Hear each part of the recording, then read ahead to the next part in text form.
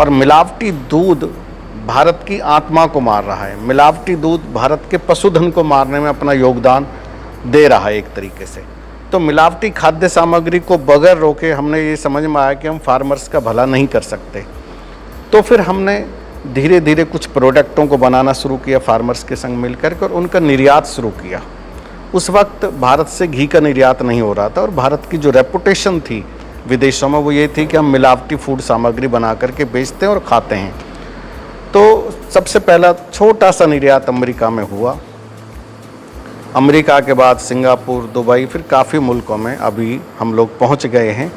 और ग्वाला गद्दी और वैश्विक वैदिक परिवार का जो टोटल प्रोडक्शन है उसका तकरीबन 98% यानी 98% जितना उत्पादन है वो विदेश में जाता है, डोमेस्टिक नहीं है। डोमेस्टिक 2% के आसपास है। हालांकि गर्व करने की बात नहीं है, लेकिन इसमें मुश्किल ये है कि भारतीय उपभोक्ता किसी भी खाद्य सामग्री को टेस्ट नहीं कराता, ट्रस्ट करता है, और टीवी के विज्ञापन पर वो आधारित खाद्य सामग्री को खरीदता है। अब टीवी के विज्ञापन पे अक्षय कुमार 8वीं मंजिल से थम्स अप लेके कूद पड़ता है तो लोगों को लगता है इसमें एनर्जी है। तो इस तरीके के जो विज्ञापन हैं उनके आधार पर जब फूड प्रोडक्ट बिकता है तो आप उस नेटवर्क से कभी नहीं टकरा सकते, उतना आपके पास संसाधन नहीं होते। तो फिर एक इजी रास्ता मैंने फार्मर्स को दिया, एक एक्सेस की। हम लोग मल्टीनेशनल कंपनियों के संपर्क में आते हैं जो भारत से बाहर काम करते हैं, उनको मेल, उस वक्त तो खैर हमने फैक्स भेजे, जो हमारे पास साधन थे। इसमें हमारी कुछ मदद देश के बड़े साइंटिस्टों ने भी करी। जैसे डॉक्टर राजेंद्र प्रसाद जी थे IIT दिल्ली के प्रोफेसर, उन्होंने कुछ हमारी मदद करी कि 2011 में जो आंदोलन हुआ था, आप उसकी हिस्ट्री को थोड़ा गूगल से सर्च करेंगे तो पाएंगे, तब दूध 22 रुपये किलो बिक रहा था। तब हमने ये समझाने का प्रयास किया कि जो 22 रुपये में दूध है वो कभी भी फार्मर्स को मुनाफे में नहीं ला सकता, और वो क्यों बिक रहा 22 रुपये में, उसके क्या कारण है। तब हमने बताया कि 65.65% जो मिल्क एंड मिल्क प्रोडक्ट है वो मिलावटी है, वो जहरीला है, और वो फार्मर्स का नहीं है। लेकिन फार्मर्स के और प्रोसेसर के बीच में जो ट्रेडर्स है वो है, या फिर प्रोसेसर्स है, या जो और लोग हैं जिनके गठजोड़ काम करते हैं। और इस वक्त ये स्थिति होती जा रही है फूड सामग्री में कि गांव में, छोटे छोटे गांवों में भी लोगों ने अब मशीनें लगा ली हैं। क्रीम एक तरफ निकाल देते हैं, दूध एक तरफ छोड़ देते हैं, रिफाइंड डाल देते हैं और उसका पनीर बना करके दे देते हैं। ये जो सोच है ना एकदम पैसे कमाने की, एकदम पैसे कमाने की गर्त में ले जा रही है देश को। आज पूरे देश में आप पंचकुला में घूम रहे हैं, आप देखेंगे कंपनी किस चीज़, ये फार्मा की, 2 कदम आगे फार्मा की, सारा देश फार्मा की कंपनियां लगा रहा है।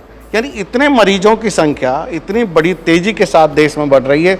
और फूड सामग्री के तौर पर मैं कह सकता हूँ कि इस वक्त जो बाज़ार में पनीर बिक रहा है वो 98% पनीर मिलावटी नहीं बल्कि जहरीला है, जो आपकी दूरी प्रकृति से हो गई, गांव से हो गई। हम तो कहते थे कि हमारी दृष्टि में, हमारे जो भारतीय हैं, हमारी दृष्टि में समस्त सृष्टि का वास है, हम समस्त सृष्टि के कल्याण की सोचते हैं। और सृष्टि क्या है? ये प्रकृति है, और प्रकृति में प्रत्येक जीव जंतु, पेड़ पौधे, वनस्पति में भगवान का वास है, और ये प्रकृति ही मेरी संस्कृति है, और जो मेरी संस्कृति वही मेरा धर्म है। इन 5 बातों को आधार मान करके भारत चला था। इस वक्त उसकी विपरीत दिशा में हम चल रहे हैं काफ़ी वर्षों से। चूँकि हमारा टारगेट हो गया 400 करोड़ की कंपनी, 800 करोड़ की कंपनी, 1200 करोड़ की कंपनी, मैं ये जोड़ करके ये बन जाऊँ। ये जो सिस्टम है ये बहुत ख़तरनाक है। इसकी वजह से पशुओं की बहुत बड़ी तेज़ी से हत्या हो रही है। और दूसरा, मैं एक कंसेप्ट के बहुत एकदम खिलाफ हूँ कि ये गाय जर्सी है, ये गाय देसी है, ये गाय भील है, ये गाय गीर है, ये साहिवाल है, राठी है, थारपारकर है। देखिए, प्रत्येक गाय जिसका जन्म अब प्रकृति ने कर दिया, हो गया किसी भी तरीके से, उन गायों की तो गलती नहीं है, क्रॉस ब्रीड हमने कराया, अब हम उसे कटने के लिए छोड़ दे रहे हैं। हमारे दिल में उसके लिए जगह ख़त्म कर दी। एक ने मैं चलाया कि A1 A2 दूध पीना है, A1 ख़राब है, A2 अच्छा है, A2 A1 से कैंसर होता है। अभी तक कि कितना भ्रामक प्रचार है, पूरी दुनिया का कोई साइंटिस्ट ये नहीं तय कर पाए कि कैंसर होता क्यों है, कि जो कैंसर है वो होता क्यों है। आप कह रहे हो दूध में से कैंसर है, दूध में तो उसमें कैंसर है जिसमें अगर है भी तो, हालांकि मैं नहीं कहता कि इसमें कैंसर है, पर कैंसर से भी खतरनाक कोई चीज़ हो उससे पैदा हो सकती है, जिसमें यूरिया है, DAP है, डाला हुआ है दूध के अंदर, EG डाला हुआ है, लिक्विड फॉर्म में बहुत सारे केमिकलों का इस्तेमाल हो रहा है, और वो भारत में बिक रहा है। तो हम अपने देश को एक तरीके से मुर्दों का घर बना रहे हैं, जीते जी एक कमज़ोर और व्यक्ति का निर्माण कर रहे हैं। मैं अभी कुछ दिन पहले पढ़ रहा था, स्पर्म भारतीयों के कमज़ोर हो रहे हैं, बच्चे जन्म से बीमारियां लेकर के आ रहे हैं। और ये जो फूड सामग्री है उसको सुधारने के संग संगे भ्रम निकालिए कि जो भी दूध है वो पशुओं से आया है, तो प्रत्येक दूध का अलग अलग मूल्य, आप ये कह सकते हो। तो अलग अलग क्षेत्रों में भगवान ने जैसे मनुष्य को पैदा किया वैसे पशुओं को पैदा किया है। उनके दूध के अलग अलग गुण हो सकते हैं, किसी का थोड़ा फैट कम होगी, किसी की थोड़ी फैट ज़्यादा होगी, किसी में SNF कम होगा, किसी में ज़्यादा होगा, किसी की न्यूट्रिशन वैल्यू ऊपर नीचे जाएगी। अतिरिक्त कुछ नहीं है, प्रत्येक पशुओं का दूध अच्छा है। अभी पिछले दिनों हम लोग एक सब्जेक्ट को लेकर बढ़ गए कि गाय का ही दूध सर्वश्रेष्ठ, नहीं, ऐसा नहीं है। ऊंट का दूध अपने आप में बहुत सर्वश्रेष्ठ है, भेड़ का दूध कैल्शियम का सबसे बड़ा सोर्स है, भैंस का दूध कैल्शियम का सबसे बड़ा सोर्स है।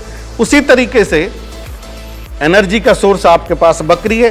तो प्रत्येक दूध महत्वपूर्ण। और अभी फिलहाल तो एक खबर चली हुई है, 5,000 रुपये में 1 किलो गधी का दूध बिक रहा है, जिससे वार्तालाप में भी गधा या गधी का एक तरीके से नकारात्मक शब्द का उल्लेख करते हैं लोग। उसका भी दूध इस वक्त 5,000 रुपये किलो बिक रहा है। तो उसके अपने गुण हैं, उसके मेडिकल गुण निकल कर आ गए कि वो अस्थमा में और इसमें जो है टीबी में फ़ायदेमंद है। कुछ कॉस्मेटिक्स उसके बनने लगे हैं, सर्बिया देश उसको खरीद रहा है, भारत में बेंगलोर में लोग उसको खरीद रहे हैं। कि हर भारतीय अपनी दृष्टि में सृष्टि को देखे। जब वो सृष्टि को देखेगा तो उसे प्रकृति से प्यार होगा, पेड़ पौधे लगाएगा, वनस्पतियों से प्यार करेगा, अलग अलग जीव जंतुओं से प्यार करेगा, पशुओं से प्यार करेगा। यदि और उसको वो अपनी संस्कृति मानता रहा है आज तक, और वो ही उसका धर्म है। और यदि इसमें ये मुनाफा ढूंढने चल पड़ेगा तो इन सबको नष्ट करेगा, वो कभी इनका उद्धार नहीं कर सकता। तो हम इसमें धर्म सम्मत मुनाफा ढूंढने के लिए लोगों को एडवाइज कर रहे हैं। और विदेशों में भारतीय खाद्य सामग्री का बहुत बड़ा बाजार है, छोटा मोटा बाजार नहीं है, बहुत बड़ा बाजार है। लेकिन हमको पहले मिलावट के बाजार को दफन करना होगा, मिलावट को रोकना होगा। वो बाजार यदि रुकेगा तो भारत में पशुधन की बहुत कीमत हो जाएगी। और जो स्लॉटर हाउस के व्यापारियों ने एक रास्ता ढूंढ निकाला कि चलिए गाय को तो बहुत प्रमोट कर देते हैं, लेकिन भैंस को काटने की इजाज़त दे देते हैं। अरे भैंस ने भी हमको 16 साल दूध पिलाया, उसका दूध पी करके हम लंबे चौड़े हुए, हमारी उम्र बढ़ी है। 60 साल पहले तो भैंसें बहुत कम थी। जब आप 60 साल पहले की उसमें जाएंगे कि भैंसें कितनी कम थी और उस वक्त भारत की आयु कितनी थी, एज पर भारत सरकार आप देखेंगे तो जब भैंस इस देश में आई है तो आपकी उम्र में 20 साल का इजाफा हुआ है। कितने मेडल जीत कर आते थे आप 60 साल पहले? दुनिया में खेलने जाते थे, कितने मेडल जीत कर आते थे? कुश्ती में, कबड्डी में, बॉक्सिंग में। क्या भैंस का दूध पीने वालों ने दुनिया में मेडल नहीं जीते? और उस भैंस को हम काटने की इजाज़त दे रहे हैं और उस नकली दूध को हम पीने की इजाज़त दे रहे हैं। इसलिए ये एक भ्रम है। मैं कहता हूं कि प्रत्येक जीव जंतुओं में और पशुओं में अलग अलग गुण है, सबका दूध सर्वश्रेष्ठ है और हम सभी को लेकर आगे बढ़ रहे हैं।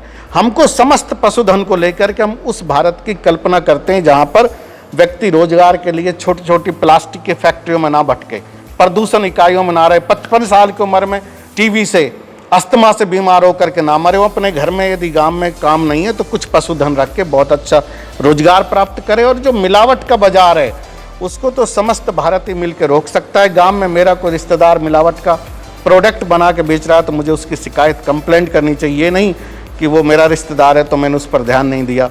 हर गांव में, हर कस्बे में जहाँ भी मिलावट का कारोबार हो रहा है उसके लिए जगह सजग होइए, जागृत होइए। ये वैश्विक वैदिक परिवार का मूल उद्देश्य है। नमस्कार, धन्यवाद।